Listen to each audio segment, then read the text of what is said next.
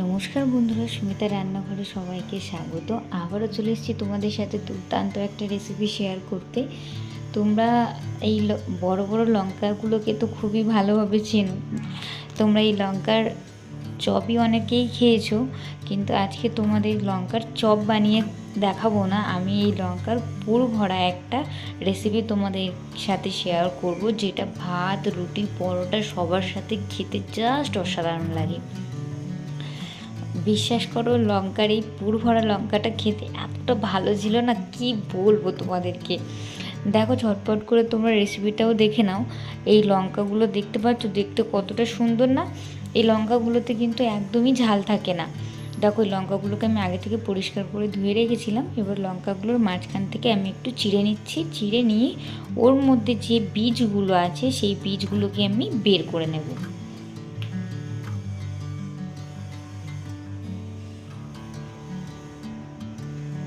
খুব ভালোভাবে দানাগুলোকে আমি বের করে নেব। এবার তোমরা যদি মনে করো যে দানাগুলো থাকবে, তাহলে তোমরা রেখে দিতে পারো, কিন্তু আমি এখানে সব লঙ্কার বীজগুলো বের করে নিয়েছি। এবার একটা পুর রেডি করে নেব। তার জন্য কড়াইতে অল্প একটু তেল দিয়ে তার মধ্যে পেঁয়াজ কুচি, টমেটো কুচি আর বেশ অনেকটা রসুন কুচি দিয়ে বেশ একটু হালকা করে একটু ভাজবো।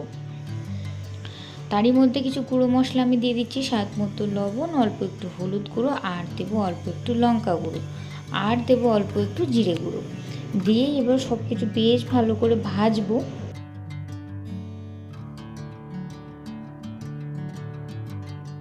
এবার এর মধ্যে আমি দিয়ে দিচ্ছি 1 চামচের মতো আমচুর পাউডার। এবার তোমাদের কাছে আমচুর পাউডার না থাকলে তোমরা কিন্তু এখানে কাঁচা আম মিক্সিতে একটু ব্লেন্ড করেও দিতে পারো।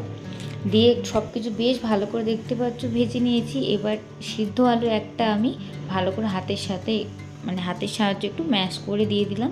আলুটা দিয়ে আবারও বেশ ভালো করে একটু কষিয়ে নিয়ে দেখো আমার পুরটা রেডি হয়ে গেছে, আমি নামিয়ে নিয়েছি।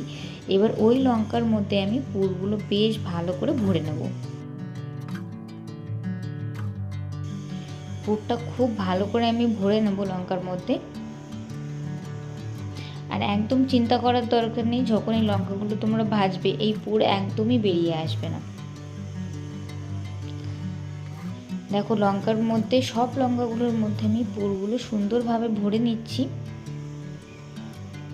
এই লঙ্কাগুলো কিন্তু দেখতে খুব সুন্দর লাগে আর খেতেও খুব ভালো ছিল। দেখো কত সুন্দর লাগছে না দেখতে।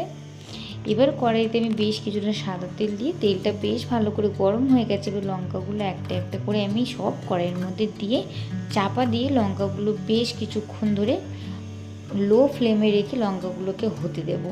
একদম সুসিদ্ধ হওয়া পর্যন্ত রান্না করে নেব।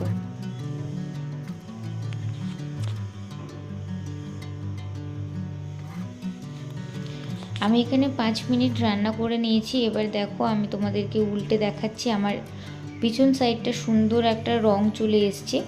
এবার সামনের সাইডটা আমি একটু ওই গ্রিন কালারটাই রেখে দেবো, তাহলে দেখতে খুব সুন্দর লাগে। লঙ্কাগুলো আমার খুব সুন্দর সিদ্ধ হয়ে গেছে। এবার উপর দিয়ে একটু গোটা জিরে ছড়িয়ে দিলাম, আর একটু স্বাদ মতো লবণ একটু উপর দিয়ে ছড়িয়ে দিলাম।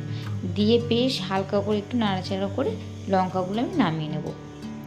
দেখো, আমাদের পুর ভরা লঙ্কা একদমই রেডি হয়ে গেল। তোমরা কিন্তু এরকমভাবে লঙ্কাগুলোকে ওই পুরটা ভরে নিয়ে বেসনের গোলা করে ওর মধ্যে ডিপ করে তোমরা কিন্তু এটা ফ্রাই করেও খেতে পারো।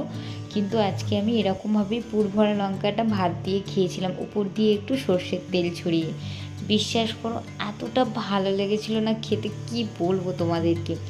ভাতের সাথে তো খুব ভালো লেগেছিল, কিন্তু তোমরা কিন্তু এটা রুটি দিয়েও মাস্ট ট্রাই করে দেখতে পারো, খেতে অসাধারণ লাগবে। এটা আমি গ্যারেন্টি দিয়ে বলতে পারি। একবার যদি তোমরা এরকমভাবে পুরো ভরা লঙ্কা খেয়ে থাকো, তাহলে কিন্তু তোমরা অন্য কিছু খেতেই চাইবে না রুটির সাথে। তোমাদের তখনই মনে হবে যে পুর ভরা লঙ্কা হলে রুটিটা খেতে আজকে জমে যেত।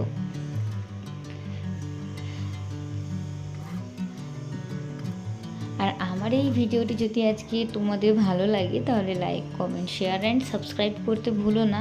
আবারও দেখা হবে নতুন কোনো ভিডিওর সাথে। ততক্ষণ সবাই সুস্থ থাকবেন, ভালো থাকবেন। ধন্যবাদ।